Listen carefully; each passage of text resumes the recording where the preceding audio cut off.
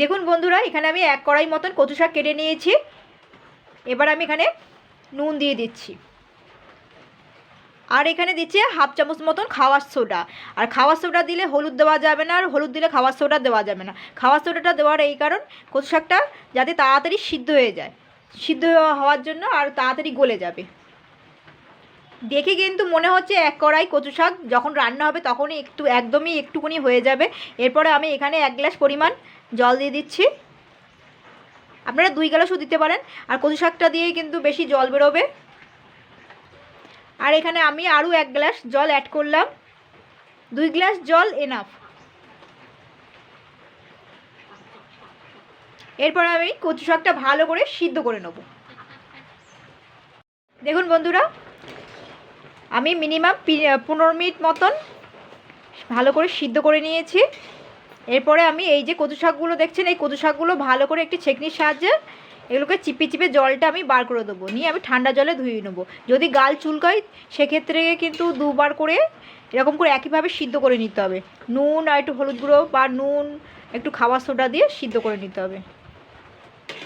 দেখুন কতটা জল, আমি কিন্তু 2 গ্লাসই জল দিয়েছিলাম, একটুকুনি হয়ে যাবে। যদি গাল চুলকোয় কচু শাকটা, তাহলে 2 বার করে সিদ্ধ করতেই হবে, অবশ্যই করে নেবেন। এবারে আমি এইটাকে কড়াই থেকে তুলে নিয়ে চিপে চিপে জলটা বার করে আমি ঠান্ডা জলে আবার ধুয়ে নেবো, নিয়ে আমি আবার আর একবার ধুয়ে নেবো ঠান্ডা জলে। এখানে আমি একটা কড়াই বসিয়ে দিচ্ছি, কড়াইটা একটু গরম হয়ে গেছে। এবার আমি সামান্য পরিমাণে তেল দিচ্ছি। তেলটা গরম হয়ে গেছে, এবার আমি 2খানা শুকনো লঙ্কা দিচ্ছি চিড়ে। একটু পুড়িয়ে নিতে হবে লঙ্কাগুলো তেলে।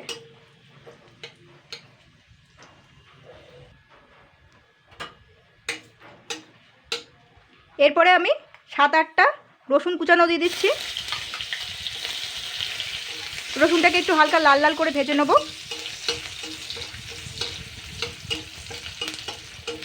খুব সুন্দর একটা গন্ধ বেরিয়েছে রসুন ভাজা লঙ্কা ভাজা। এরপরে আমি কুচানো পেঁয়াজগুলো দিয়ে দেবো। এখানে সুন্দর করে পেঁয়াজগুলো ছাড়িয়ে কুচিয়ে নিয়েছি, 2খানা পেঁয়াজ কুচিয়ে নিয়েছি, এটা দিয়ে দিচ্ছি। পেঁয়াজটাও একটু হালকা ভাজা করে নেব। এই তেলে হবে না, সেই জন্য আমি এখানে একটু মাছের তেল ব্যবহার করব। মাছের তেল দিয়ে কচু শাক রান্না করব, হেবি সুন্দর লাগবে খেতে।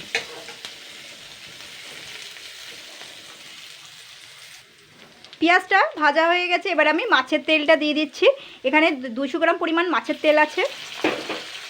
মাছের তেলটা এর সঙ্গে সুন্দর করে ভেজে নেব। এই মাছের তেলটার মধ্যে আমি বেশ কিছু কিছু উপকরণ অ্যাড করব।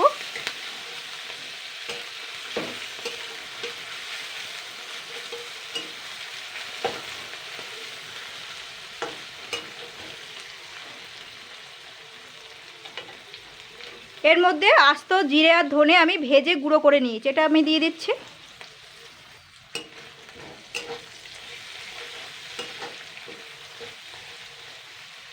এরপরে আমি এর মধ্যে নুন চিনি হলুদ গুঁড়ো দিয়ে দিচ্ছি।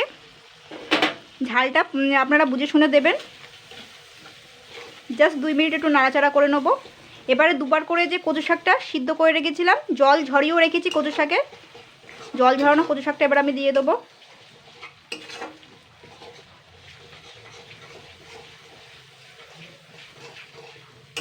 দেখুন কতটা তেল হয়ে গেল, খেতেও কিন্তু হেবি সুন্দর লাগবে। দেখুন বন্ধুরা, কতটা কচু শাক ছিল আর কইটুকুনি হয়ে গেছে, এটা আরও কমে যাবে।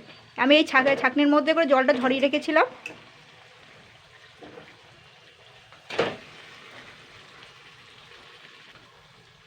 এবার আমি এইগুলো দিয়ে সুন্দর করে নাড়তে হবে।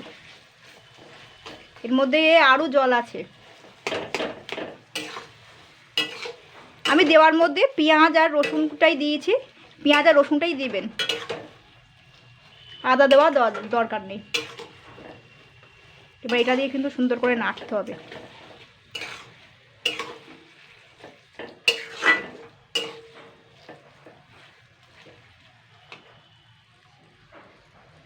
দেখুন বন্ধুরা, আমি এখানে একটুখানি নুন চিনি দিয়েছি, নুন চিনিটা একটু কম পড়েছিল।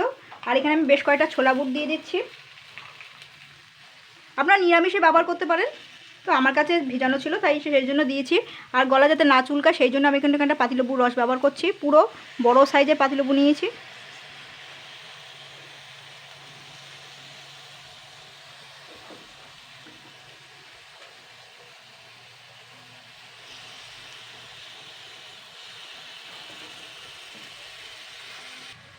যেটুকু যা প্রয়োজন সেগুলো আমি সব দিয়েছি। এবার আমি এইগুলোকে দিয়ে ভালো করে নাড়াচাড়া করে নেব। নুন ঝালটা আপনারা পরিমাণ মতন দেবেন, তবুও গলা চুলকাচ্ছে না, তবুও একটুখানি দিয়ে দিলাম, বাচ্চারা খাবে। এবার আমি এটা দিয়ে ভালো করে আবারও নাড়াচাড়া করব। আবারও 10 মিনিট 15 মিনিট ধরে জাল করতে হবে আঁচে জোর দিয়ে।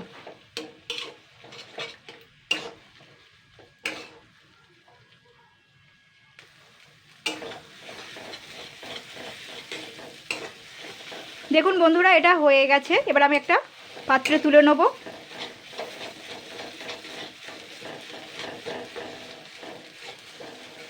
ছোলা বুটটাও সিদ্ধ হয়ে গেছে। এরকম পুরো শুকিয়ে ফেলতে হবে, একদমই চিরচির করছে না। লেবু নতবা তেঁতুল গোলার জল দেবেন, লেবুর রস নয় পাতিলেবুর রস, আর নয়তো তেঁতুল গোলার জল দেবেন, তাহলে একদমই কিন্তু চুল কমে না। এইভাবে বানাবেন। আর সিদ্ধর সময় নুন হলুদ দেবেন ওইভাবে। আর বসার সময় তো একটু চিটচিট করবে,